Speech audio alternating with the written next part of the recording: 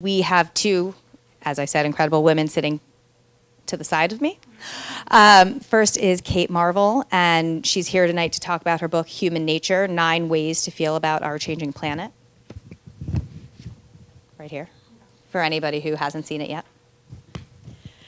Kate is a climate scientist and one of the premier science communicators working today. A former cosmologist, she received a PhD in theoretical physics from Cambridge University.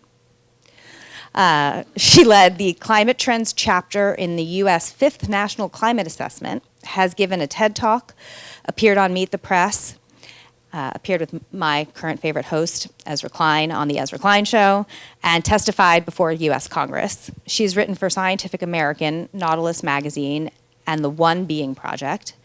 Kate currently lives in Brooklyn with her family. To my left is Aditi Mayer, a sustainability thought leader and storyteller working at the nexus of social and environmental justice in fashion. As a writer, photographer, creative director, and public speaker, her work examines inequities within global supply chains while amplifying narratives of resilience, heritage, and cultural preservation. She's the founder of the Artisan Archive, a storytelling and social impact agency weaving narratives of craft, climate, and culture. Mayer's advocacy began in 2014 while organizing within Los Angeles' garment industry. And she was inspired to mobilize for labor justice following the 2013 Rana Plaza factory collapse in Bangladesh. In 2020, she was named a National Geographic Fulbright Digital Storytelling Fellow to explore India's farming and artisan textile industries, and she's collaborated with various academic institutions and cultural organizations, including the United Nations, the Global Fashion Agenda, the Center for Sustainable Fashion, and State of Fashion, to advance conversations and to train the next generation of advocates. As a writer and journalist, she's written for Vogue Business, British Vogue, Atmos, PBS, and more. And with that, I will let these incredible women take it away.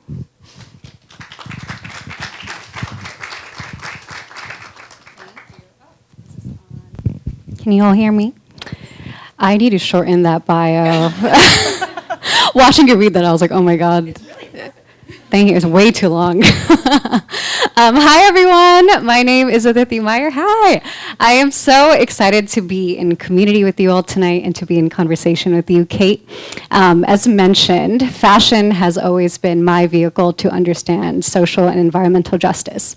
And the reason I'm so excited for this conversation is because I think fashion for me has been the medium to understand all these different emotions. When I first got involved in this space, it came from a place of grief.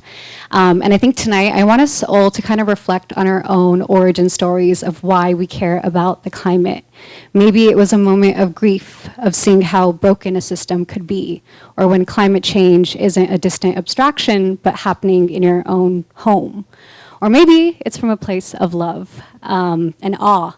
So I know for me, the first 5 years of my career was addressing the beast of fast fashion, and the latter half has been about the awe-inspiring world of craft and culture.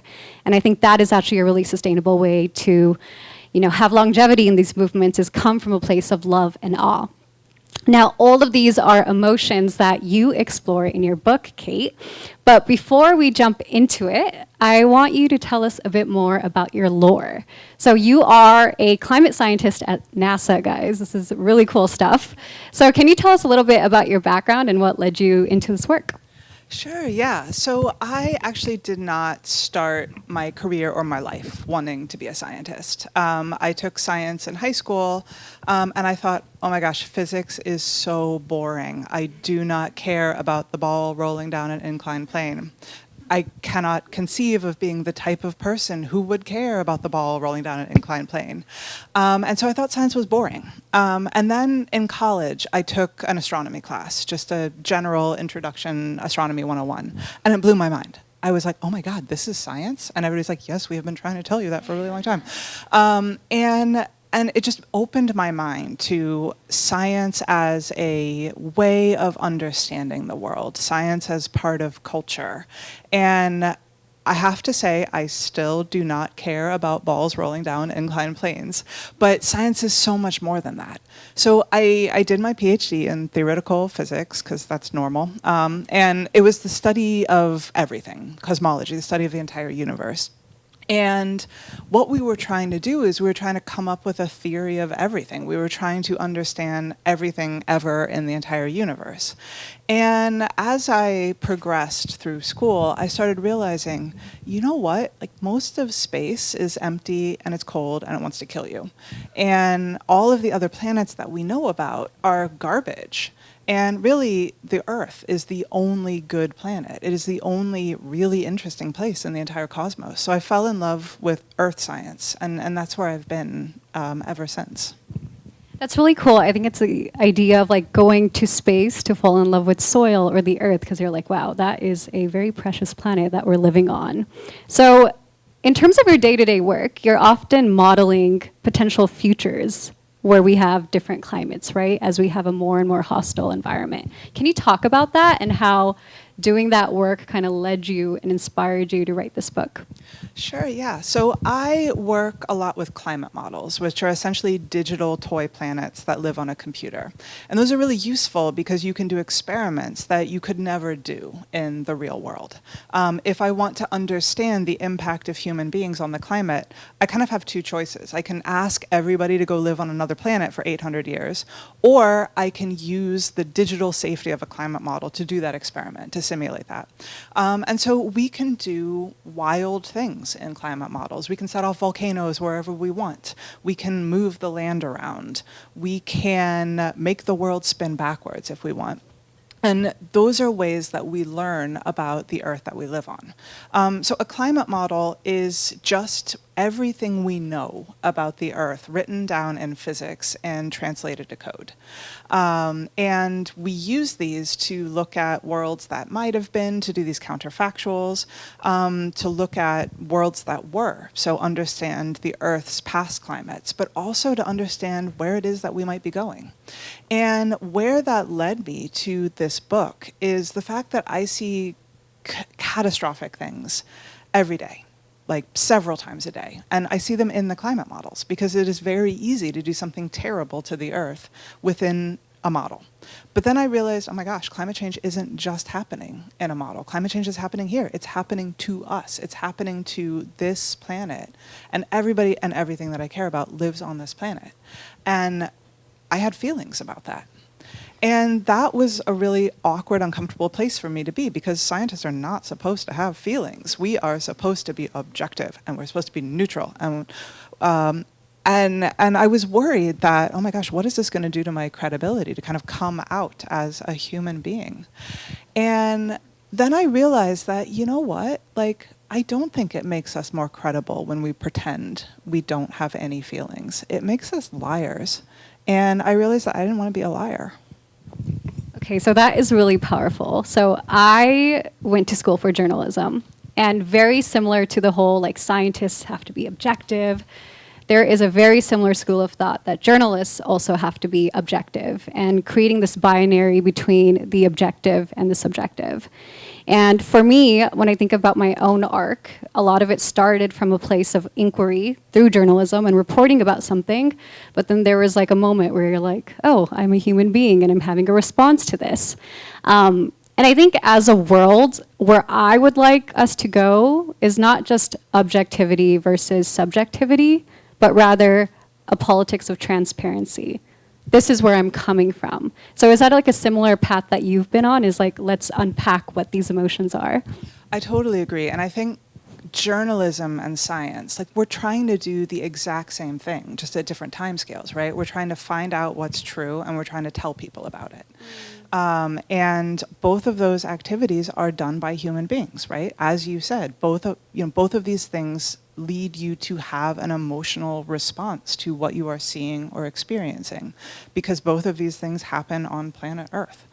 And I do think that it's important to acknowledge and name and talk about our feelings, both for the sake of honesty and transparency, but also because it helps us connect with other people, right? If you come across as a science robot, if you come across as a journalist robot, nobody's going to want to talk to you because they're going to be like, that's weird, and also you don't seem very interesting.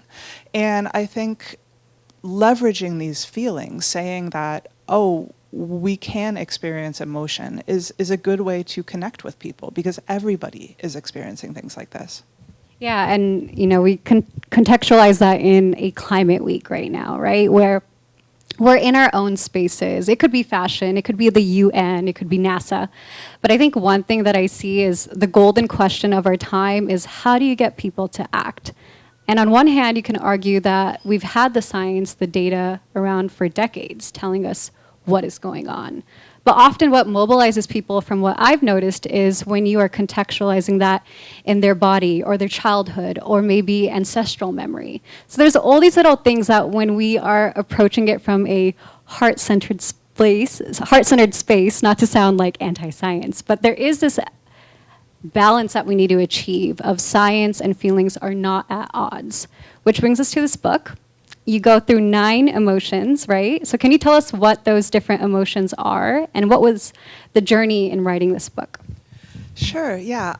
One of the reasons that I wanted to write this book is I wanted to explore different emotions. I feel like we're kind of impoverished in the way that we talk about climate change, where we try to force this entire world, everything that is changing, into a single emotional response. We tell people, you must feel ashamed, you must feel angry, you must feel afraid, you must feel grieving. And of course, we all feel all of those things, but it's possible and necessary to feel other things as well. I felt very strongly about starting this book with wonder, because climate science, yes, it shows us scary things, devastating things, but it's still science. And that means it is my job to go to work every day and find out something new about the world. And I am in awe of this planet. I feel like people don't really understand how unbelievably amazing this is, right? People say, oh, we'll just move to Mars. Do you know how boring Mars is? Like, it's terrible. The people who say they're going to move to Mars, they won't even go to New Jersey, right? They're not going to move to Mars. And I wanted to share that with people. I wanted to share that we know why the temperature is changing, yes, but we know why it's changing because we know why the Earth has a temperature at all, right? Most of the energy, 99.999% of the energy on Earth comes from, guess where? The sun.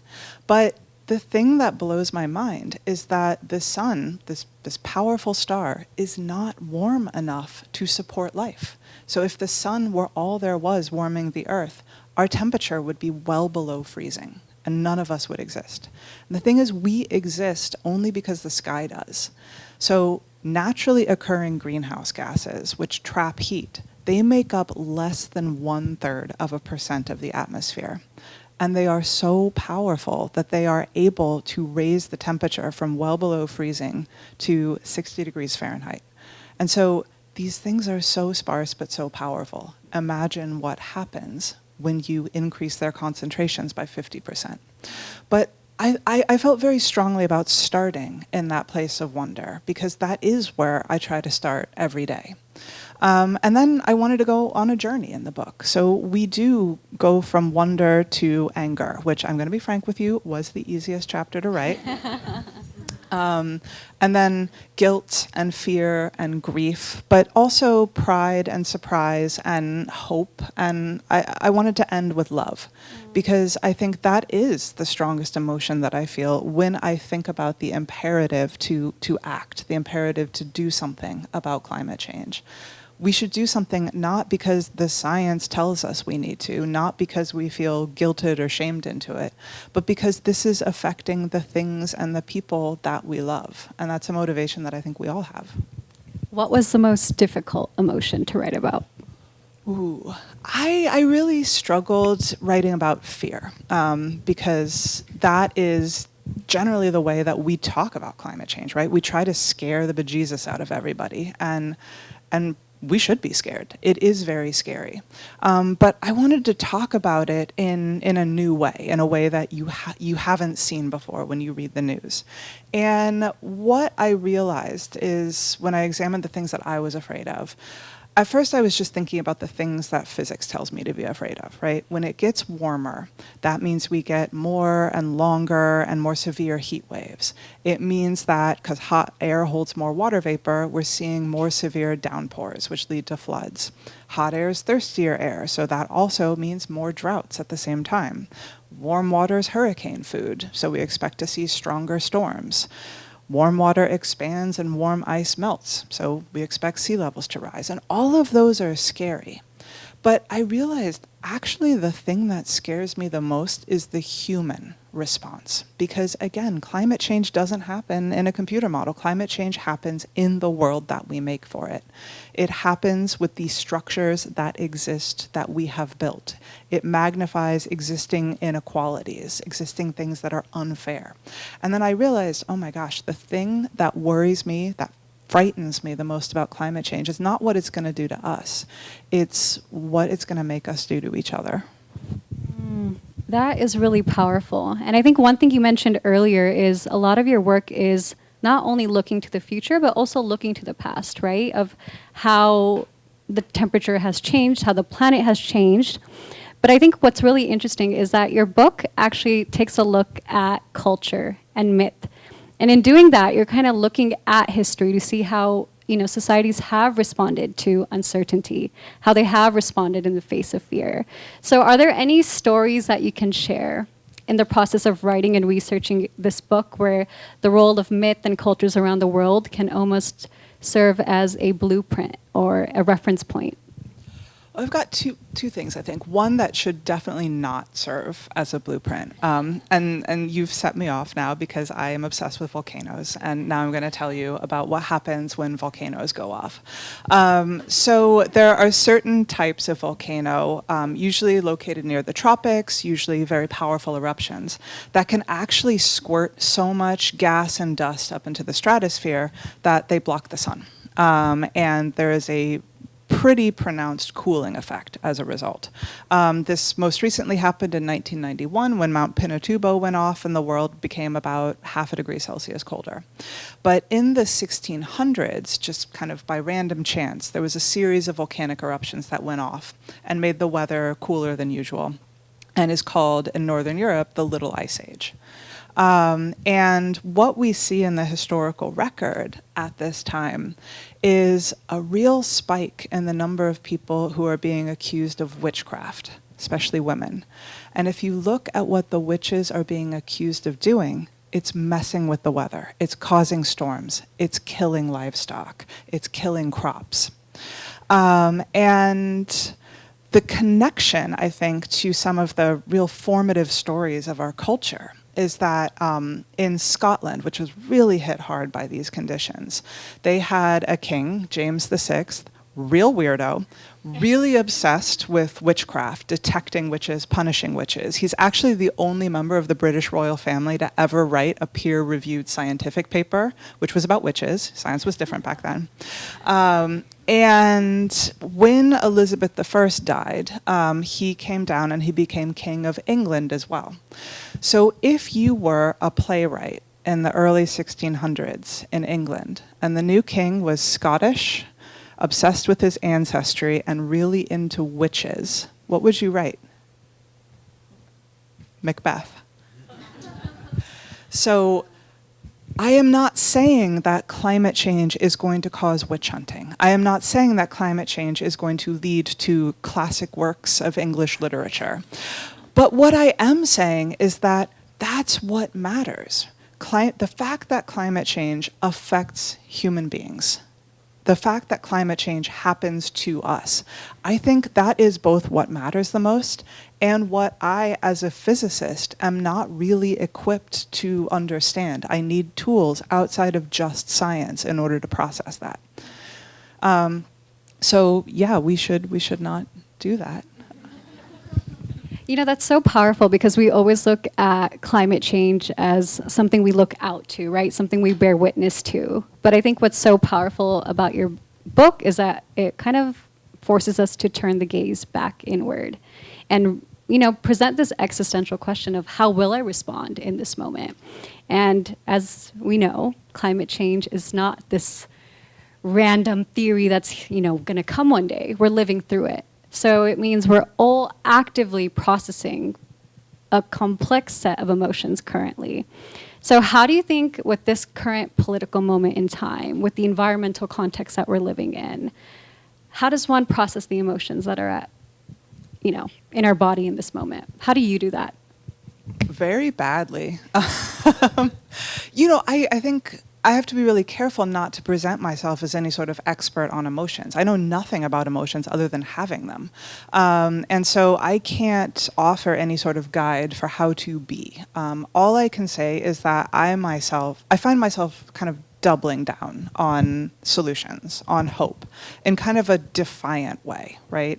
I think there is a space for defiant hope right now, because the facts of the matter have not changed, no matter what people say about it. The fact is that climate change is not an asteroid hurtling toward us. It's not a mysterious phenomenon we don't understand, because imagine how much scarier it would be if it was. We know exactly what is causing climate change, and we know exactly how we can stop it. And those things remain true. A lot of times people love to ask me, I'm sure people love to ask you this, right? What gives you hope? And my answer is kind of, I don't know. Because for me, that's the wrong question. It's like asking, oh, do you have hope you can clean the bathroom? Like, I don't know, that's a weird question. Just clean the bathroom, you know what to do. And I think when it comes to climate change, we know what to do. We have the solutions. And so that reality, hanging on to that, motivates me, and it makes me angry. But angry in a productive and I think generative way. Yeah, and I think it brings us to this idea of alchemizing this emotion, right? I think for me, we often talk about this binary of objectivity and subjectivity, and also this binary between love and grief. But for me, I think those two things are so deeply interconnected. We grieve because we love so deeply. And I actually think that if we alchemize that as a society, that is the biggest driver for climate action. I'll never forget being at this conference once, and there's a lot of jargon and data going around, but someone once told us, close your eyes and think about this world in 50 years, but thinking about not only the world, but your loved ones. Who are you fighting to protect? And I think that is one of the most important reframes of why we do this work. Not only the context we're operating in, but what drives us. So, what takeaways do you have for the audience? Not only not as an expert in how to alchemize these emotions, but where do we go from here for folks that are looking for a call to action in this moment in time? Yeah, 10 years ago, I hated that question, right? People would ask me, what can I do about climate change? And I'm like, I don't know, it's just my job to complain about it.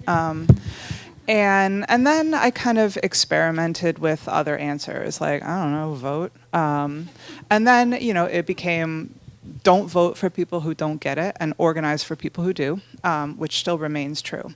But I think for a long time, there's been this real tension, right, between, oh my gosh, is this an individual problem? Is this a system problem?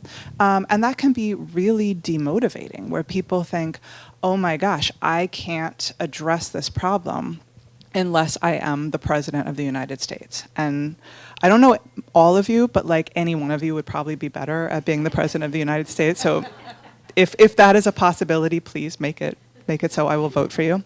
But that feels really demotivating. But it also feels demotivating to think, oh my gosh, I can't do anything unless I drive my own personal carbon footprint to zero. And oh my gosh, I can't because I'm embedded in this society and there's no way I can do that. First of all, do you guys know who invented the concept of the personal carbon footprint? It was BP. BP. British Petroleum. It was a campaign to try to shift responsibility to the individual consumer as opposed to company, which would dictate regulation and all those terrible, terrible things. But if you think about that, that is actually the superpower. The fact that I can't drive my personal carbon footprint to zero because I'm embedded in a society. And that means you're not an individual. Nobody's an individual. We are all part of communities. We're part of faith communities or school communities or neighborhoods or workplaces. And I think thinking about yourself as an interconnected member of communities is really the way that you can start to think about getting traction on climate solutions. Most of us have workplaces, and you know what? It doesn't matter if you have sustainability or environment in your title. If you have a job and your job's on planet Earth, congratulations, you have a climate job. And so I think thinking of ourselves as members of communities and knowing that there is so much that can be done is, I think, very, very empowering. I love that. And I want to go back to something you said. This is a very random thought, but you talked about witches being women who were seen as changing the weather, right? So the witches of our time are the fossil fuel industry. Yes, burn them. So the Salem witch trials of our time could be against big oil. Some food for thought. Kate, I would love if you can share and actually read a portion of your book to the audience. I think you shared so much, and it'd be so great for us to hear the snippet from the book. Sure. So this is from the first chapter, the Wonder chapter. And this kind of deals with the myth of Cassandra. So the myth of Cassandra, she was a priestess of Troy, and she was cursed by Apollo for some reason. Who cares? All the gods are assholes. I don't know what she did. But her curse was terrible because she was given the gift of prophecy, and she would always see the future, and she would always be right. But the curse was that nobody would ever believe her. So I'll start here. There's an obvious comparison between the mythical Cassandra and modern-day climate scientists like me. We see the tragedy that awaits, we try to warn of it. There have been 6 comprehensive climate reports commissioned by the United Nations. There have been 5 U.S. national climate assessments. Over and over, we work, unpaid, on these things, and when they are released, the news coverage is the same. Scientists concerned about global warming. Scientists worried about ice sheets. Scientists alarmed by rise in emissions. As if this were a private worry for the scientists. As if everyone else lives on a different planet.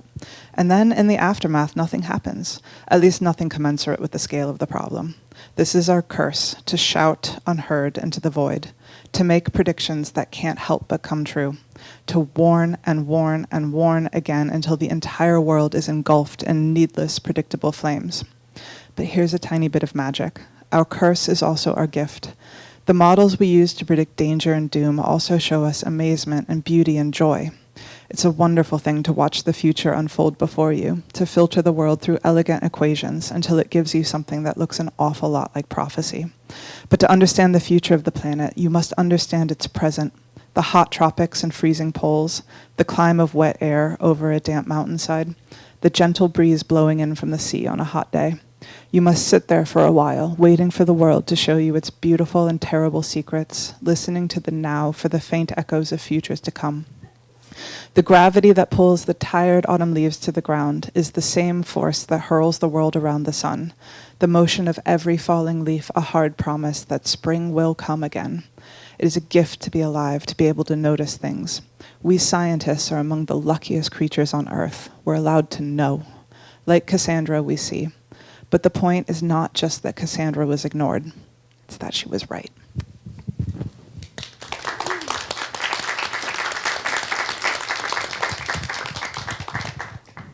Thank you so much, Kate. I'm going to open it up to Q&A in a second, but I just want to say your book for me was so powerful because, again, it showed me how the past, the present, and the future can be in conversation. And I think that's something that is applicable to every single industry, whether it's fashion, whether it's climate science, right? I think looking to the past, to the power of myth and culture gives us a way of understanding human nature. And again, going beyond these binaries is another big takeaway for me in your book. Love and grief can and will coexist. Let's alchemize it. Science, objectivity, and feelings and subjectivity, these are both essential to understand where we are and where we're going to go going forward. So, with that said, I'm going to open it up to the audience. So if there's any questions, let us know. Yes.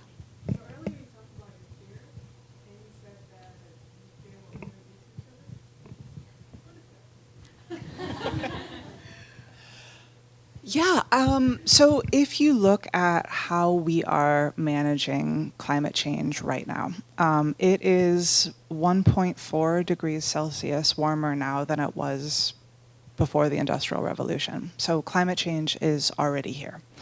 And if you look at who is suffering the most from climate change, it is not the comfortable. It is not the wealthy. It is not the people who are disproportionately causing climate change.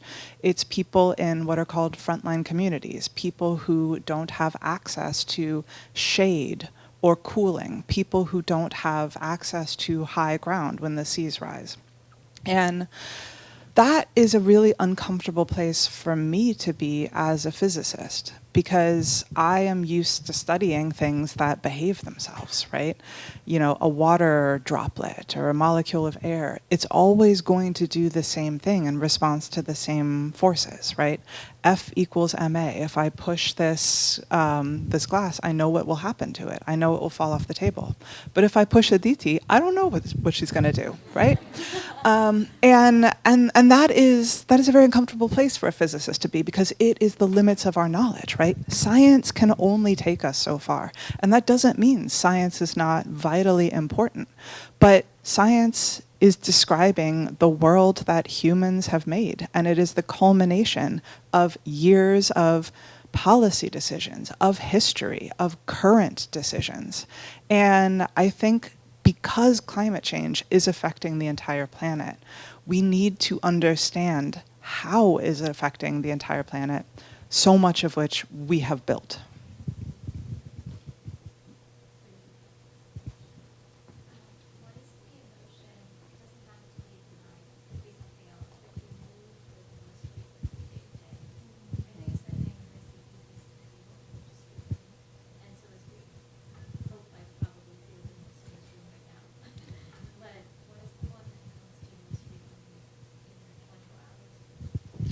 I mean, I would definitely say love. Not to be soppy about it, but I have 2 kids, and my kids are very hard to ignore. They're very loud, and so it's I have a reminder, a constant reminder that I love the future. I have to. A constant reminder that I am sending these kids to live on an alien planet, on a world that's going to be unrecognizable. And a reminder that that is why I care. You know, this is a great planet. It is wonderful. But without all of us, it's just a rock. It's a really pretty rock.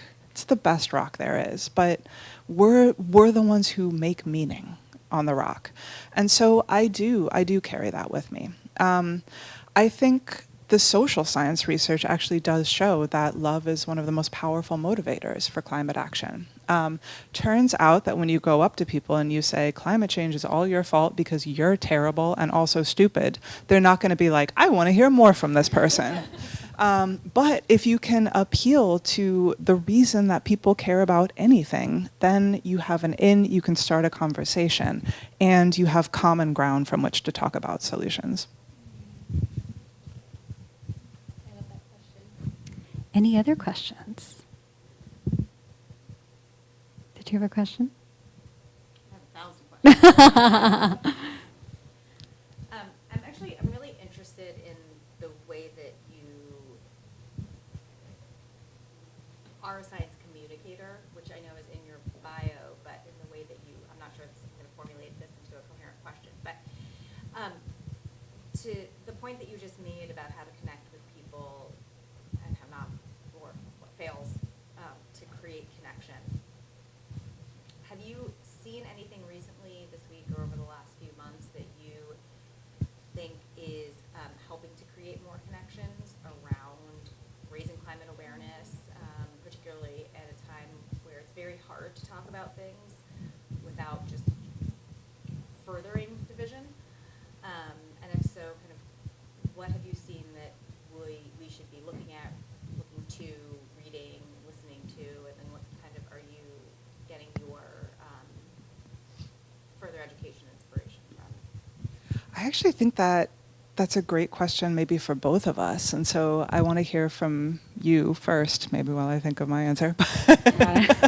Putting me on the spot. The question was like, what are we consuming right now, or what are we seeing that is like allowing communities to come together?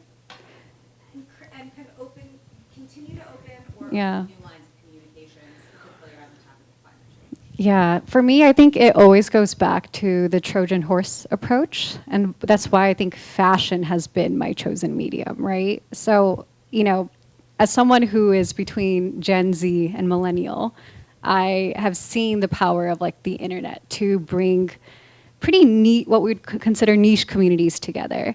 And so when I was coming out of high school into college, I was like, okay, Instagram is this new thing. I remember seeing how there was like the fashion bloggers contingent, and suddenly there was this huge factory collapse in Bangladesh, and it felt like there was such a discord between conversations of human rights and social justice and the fashion world. But I think that similar to what you said, like if you're saying, oh, like, we created climate change and we're all gonna die, or like, why are you buying this? Instead of approaching things from a place of shame, if we can kind of reroute the conversation to be about, look at this pretty dress, let's talk about how it was made, or let's talk about the cosmology of the cultures that, created a certain motif, certain craft practice. That is such a beautiful way to allow people to see themselves in a conversation. Yes, it's fashion, but it's about culture, about craft, about ancestral identity. Those are just some examples. And so I think that, a garment is just an example of how something has a much deeper story. And if we can appeal to that, we are talking about climate in that context, but it becomes more relational. And I think community care is something you mentioned, but how do we bring the relational back into any story that we want to tell? And right now, you're right, we're living in times of deep, deep division. And a question that I have to ask myself is, am I appealing only to those that have the same political silo or thought process that I do? How do you actually extend beyond the aisle, right? And so really breaking it down to like the human needs that everyone is just looking to provide for their families. There is a fight for shelter, for home. And if we could appeal to those like common denominators, that is really powerful. But sometimes there is a specificity of language we use in certain spaces that make people feel alienated. So that's something that I'm thinking about. It's not an answer or a conclusion I've come to, but how do we make it more universal, I guess? Yeah, I've decided that I'm cranky with the concept of a science communicator. And that's because historically we scientists have been very bad at talking about what we do. We're like, we made a graph. You don't like the graph? We made another graph. There's several equations. What if we gave you more equations? Would you believe us now? And we keep doing the same thing over and over and over again.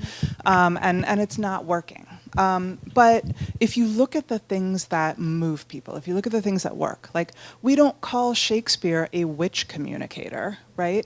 He's just a writer. He's a storyteller. And I think leaning into the power of stories, realizing that we have a way to move people, it's just not the way that we have been using for a long time. We all respond to narrative. We all respond to stories. And I have been really heartened to see the people who tell stories for a living, the people who are really good at it, getting in on the act of talking about climate change. Because what on earth is more interesting that's happening right now? And it's been really hard to kind of get a finger on it, right? Because it's so big, it's so abstract, it feels so overwhelming. But that's also what makes it such an amazing source of stories. So that is inspiring me right now, the fact that we're starting to figure out new ways to talk about it. One thing that I will say is, I was talking to a political scientist who told me the word for this. I forget what it was. It was a very long academic jargony word. But I'll just call it a thing. If you look at the polling data, even in the United States, the vast majority of people actually say, I am concerned about climate change and I would like for the government to act on it. But the other really striking thing that comes out of the polling data is people think, oh, nobody else feels this way. They vastly underestimate the proportion of people who want action on climate change. And that's a problem because that makes you feel very lonely, that makes you feel very isolated. You're not very empowered when you think that you are the only one. And so that's why one of the most powerful things we can do when it comes to climate change is we can talk about it. And I think we are finding new ways to talk about it in a way that I find really exciting and hopeful. Yeah, that actually reminds me at the beginning of this year, I live in LA and we had the fires. And as depressing and intense as that time was, never in my life, as someone who was born and raised there, have I seen neighborhoods go door to door, learn each other's name. Because when push comes to shove, there's a fire or there is a power outage, your neighbor is the person you're going to have to go to, right? So I think all roads kind of lead back to community and that like relational building element. So yeah, I think that's a really important point. Ladies and gentlemen, a round of applause for Kate.